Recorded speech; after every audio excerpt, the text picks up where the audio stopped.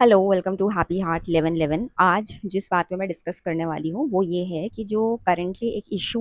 Arise हुआ है Murshidabad district of West Bengal में, जहाँ पे मुस्लिम कम्युनिटी हिंदू कम्युनिटी के ऊपर हिंसा कर रही है as a way of opposing the Waqf Amendment Act 2025। अब वकफ अमेंडमेंट 2025 में कुछ प्रोविजंस जो कि पहले के वकफ एक्ट में अवेलेबल थे उसको रिपील किया गया है, यानी उसको हटाया गया है और कुछ नए प्रोविजंस को ऐड किया गया है ताकि ज़्यादा ट्रांसपेरेंसी, ज़्यादा एक न्याय को लाया जाए। और इसमें कुछ प्रोविजंस ऐसे हैं जिसमें कि जो Muslim different school of thoughts of Islam को फॉलो करने वाले जो सेक्ट्स हैं उनको इंक्लूड किया जाए इस बोर्ड में, विमेन को इंक्लूड किया जाए और विमेन की प्रॉपर्टी में राइट्स के बारे में बात हुई है और भी तमाम अलग और भी चीज़ों की बात हुई है। तो कुल मिला के बेसिकली ये है कि पहले के वक़फ़ एक्ट में बहुत ज़्यादा लूप होल्स थे और पहले के वक़फ़ एक्ट के तहत जो किसी की भी प्रॉपर्टी में अगर वक़फ़ क्लेम कर लेता था, तो वो ऐसा माना जाता था कि वो इस्लाम, यानी वो अल्लाह का हो गया है वो प्रॉपर्टी, और उसको कोई अपनी प्राइवेट ओनरशिप नहीं मान सकता उस प्रॉपर्टी के ऊपर। पर इस अमेंडमेंट के आने से अब चीज़ें ज़्यादा फेयर हो जाएंगी। ऐसे ही कोई भी मतलब वक़फ़ बोर्ड किसी की भी प्रॉपर्टी या किसी भी प्रॉपर्टी को अपना नहीं बता सकती या क्लेम नहीं कर सकती। और इसमें एक सबसे बड़ा जो लूप होल है वो ये है कि कहा यह जाता है कि जो भी प्रॉपर्टी वक़फ़ के अंडर आ जाती है वो अल्लाह की हो जाती है। That is the name given by the Muslim community to God. लेकिन हो ये रहा था कि उस प्रॉपर्टी को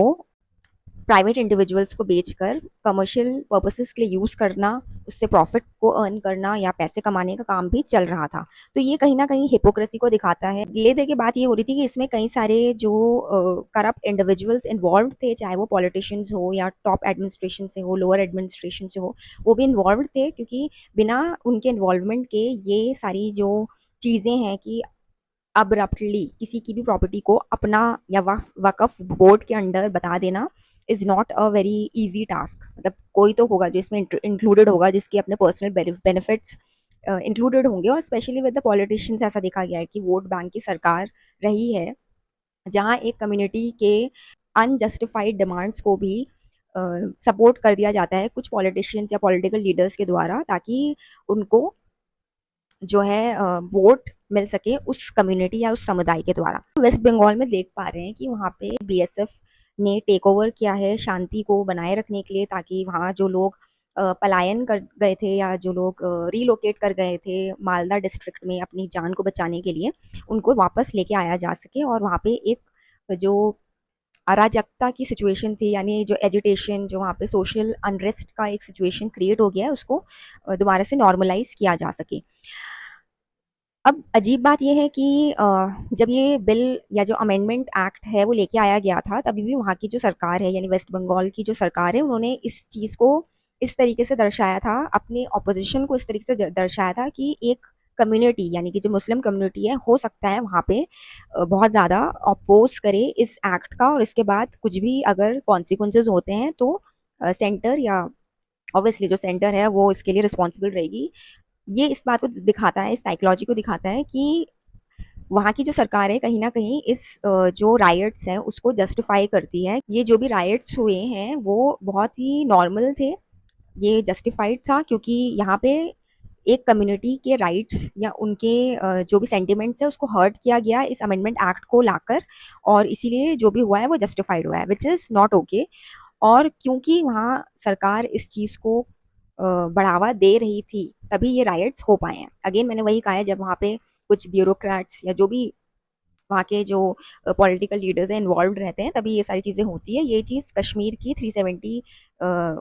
जो एक्ट आर्टिकल 370 था उसके अंडर, जब वहाँ पे स्टोन पेल्टिंग करते थे अनअवेयर इग्नोरेंट ग्रुप, जो कि वहाँ पे बहुत ज़्यादा टेररिज्म को बढ़ावा देते थे, और वहाँ पे कोई लॉज नहीं चलते थे सेंटर के। वहाँ पे जो यंग या जो यूथ है वो लोग इन सारे चीज़ों में इन्वॉल्व हो जाते थे, जहाँ उनको ब्रेन वॉश किया जाता था कि ये जो बाकी इंडियंस हैं वो तुम्हारे अपने लोग नहीं हैं, और they are causing a harm to your existence and to your rights. और ये इसलिए होता है क्योंकि वहाँ पे एजुकेशन प्रॉपर नहीं है, वहाँ पे कोई उनको दूसरे लोगों से घुलना मिलना नहीं दिया जाता है, और उनको एक तरीके से माइंडसेट इस तरीके से क्रिएट किया जाता है कि you are different than the other fellow Indians, and your life is in danger और your rights are in danger. But जब आर्टिकल 370 को भी हटाया गया तो वहाँ पे चीज़ें डिफरेंट हुई। अब तो वहाँ पे फैशन शोज भी हो रहे हैं, वहाँ पे टूरिज्म इंक्रीज हुआ है, वहाँ पे काफ़ी पीसफुल एनवायरनमेंट है in comparison to what it used to be when there was Article 370। अब बात आती है यहाँ, सेम सिचुएशन यहाँ पे हुई है कि वहाँ यहाँ पे भी जो इंडिविजुअल्स हैं जिनका इस तरीके से राइट्स में पार्टिसिपेट करना, छोटे छोटे बच्चों का पार्टिसिपेट करना, जिनको पता भी नहीं है कि वो क्यों पार्टिसिपेट कर रहे हैं, क्यों एक सर्टेन कम्युनिटी को वो टारगेट कर रहे हैं, उनको अटैक कर रहे हैं, उनके ऊपर आक्रमण कर रहे हैं, उनको इंजर कर रहे हैं, उनकी प्रॉपर्टी को डैमेज कर रहे हैं, पब्लिक प्रॉपर्टी को भी डैमेज कर रहे हैं, बसें जला रहे हैं, और लोगों को फोर्स कर रहे हैं, हिंदू कम्युनिटी के लोगों को वहाँ पे फोर्स किया जा रहा है कि you you can not live in this district, क्योंकि we don't want you to live in this district, which is absolutely like unacceptable. ये गुंडा राज है, ये गूनिज्म को दिखाता है, ये इस बात को दिखाता है कि जब आप अपनी बात को एक अनफेयर वे में रखना चाहते हैं या प्रोटेस्ट करना चाहते हैं किसी एक्ट के अगेंस्ट, तो आप वायलेंट हो जाते हैं। एंगर को दिखाने के लिए आप किसी इनोसेंट, किसी ऐसे व्यक्ति को परेशान करने लग जाते हैं जिसका उस चीज़ में कोई लेना देना भी नहीं है, बिना ये जाने कि एक्चुअली ये जो वक़्फ़ अमेंडमेंट एक्ट 2025 है, वो आपके ही बेनिफिट और आपके ही राइट्स को प्रोटेक्ट करता है। क्योंकि इसमें सिर्फ ऐसा नहीं है कि नॉन मुस्लिम्स की प्रॉपर्टीज़ को ही अनफेयर मीन्स से क्लेम किया गया है या ज़ब्त किया गया है, इसमें मुस्लिम जो समुदाय के लोग हैं उन्होंने भी अन्याय को सहा है, जहां उनकी प्रॉपर्टीज को भी क्लेम कर लिया गया है बिना उनके सहमति के, बिना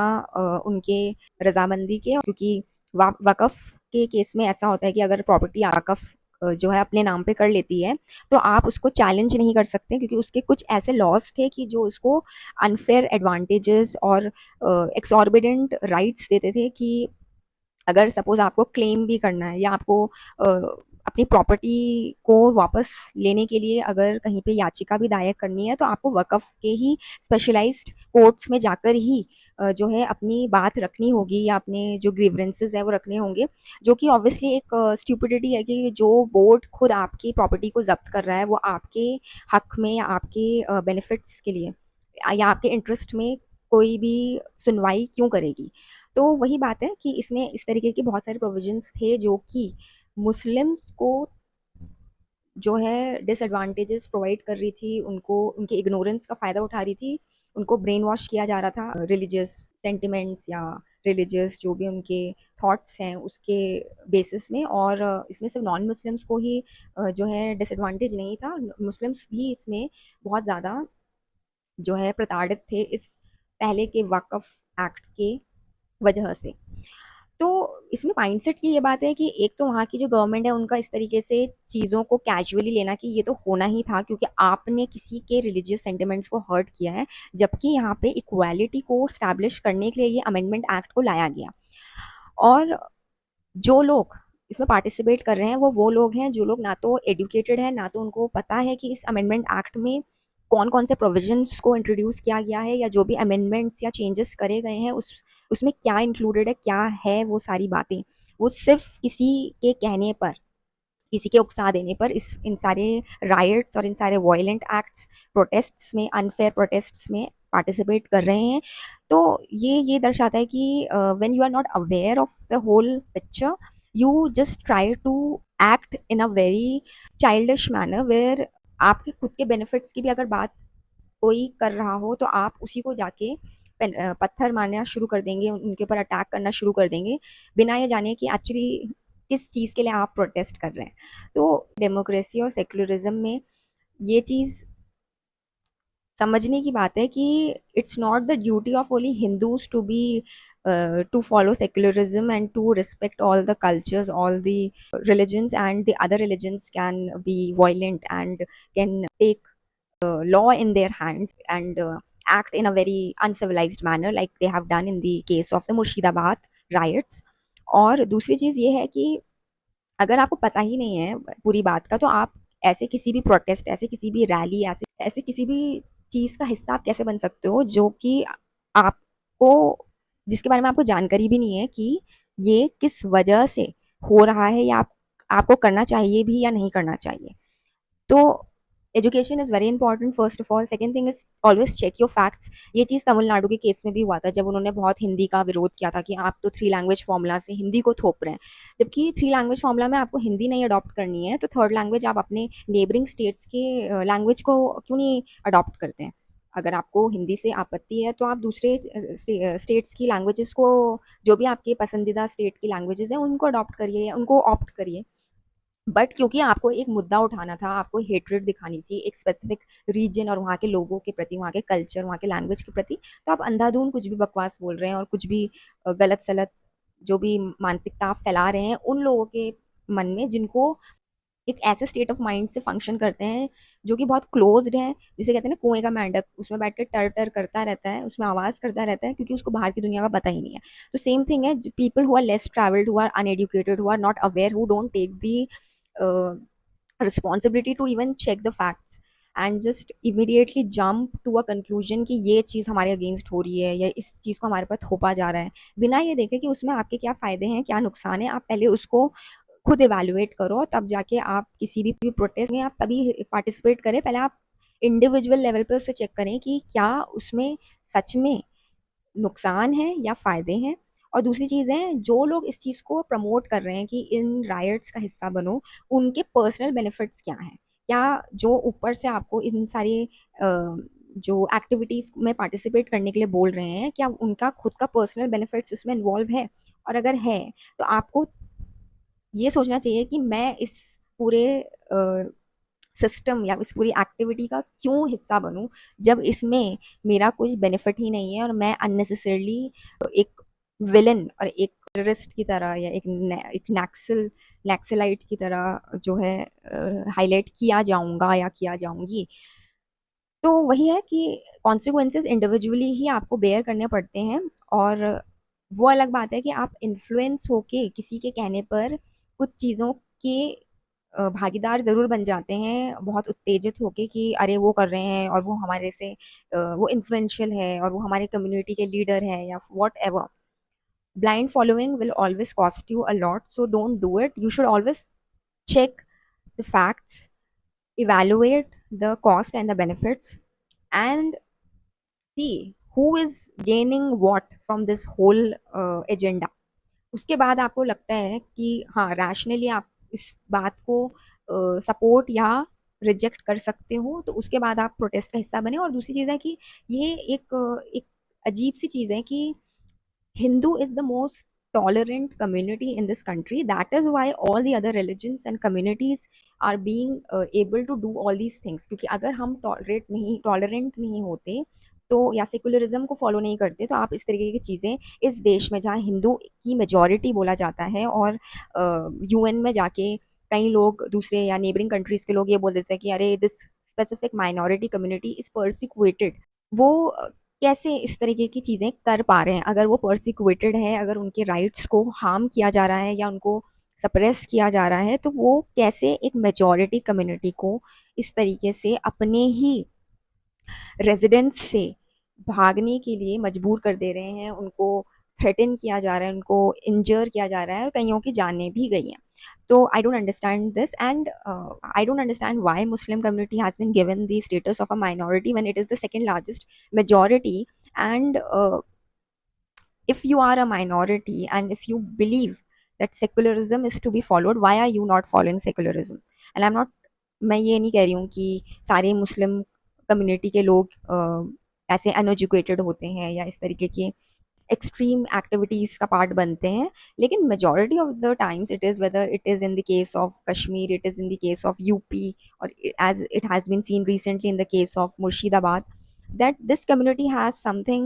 to do with radical mindset, with an extremist mindset where they are brainwashed. They somewhere think कि ये लोग बहुत superior है, बाकी community के लोग बेवकूफ़ हैं और they are not following the right God. I mean, who are you to tell the other communities or other religions people following the other religions, that they are following somewhat a lesser god, or they are not following the right god, or you are the only ones. If you follow the god, सबसे important चीज है, अगर तुम्हारे भगवान इतने ही सच्चे हैं,